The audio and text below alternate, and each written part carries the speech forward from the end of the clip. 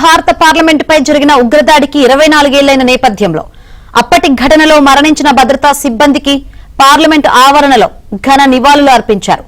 ఉపరాష్ట్రపతి సిపి రాధాకృష్ణన్, ప్రధాని మోదీ, లోక్సభలో ప్రతిపక్ష నేత రాహుల్ గాంధీ, కాంగ్రెస్ అగ్రనేతలు సోనియా, ప్రియాంక సహా కేంద్ర మంత్రులు, ఎంపీలు భద్రతా సిబ్బంది సేవలను స్మరించుకున్నారు.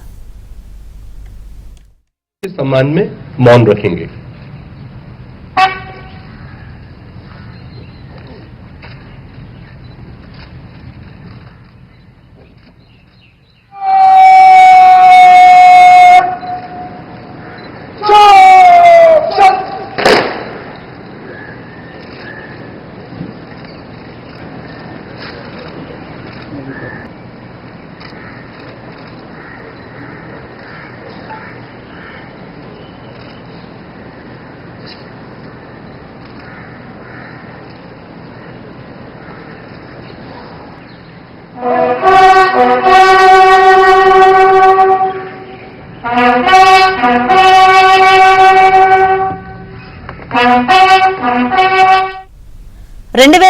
డిసెంబర్ 13న లష్కర్-ఏ-తోయిబా ఉగ్రవాదులు పార్లమెంటుపై దాడి చేశారు. పార్లమెంటు కాంప్లెక్స్ లోకి చొరబడి విచక్షణ రహితంగా కాల్పులు చేశారు.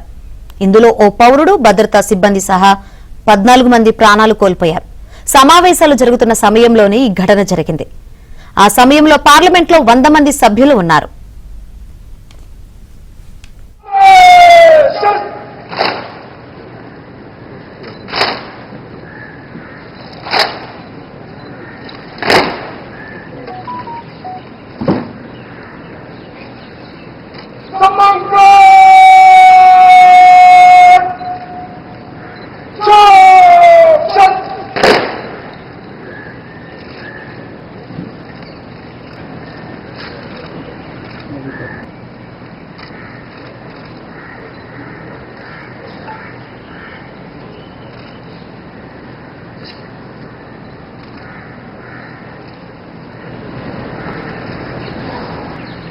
Oh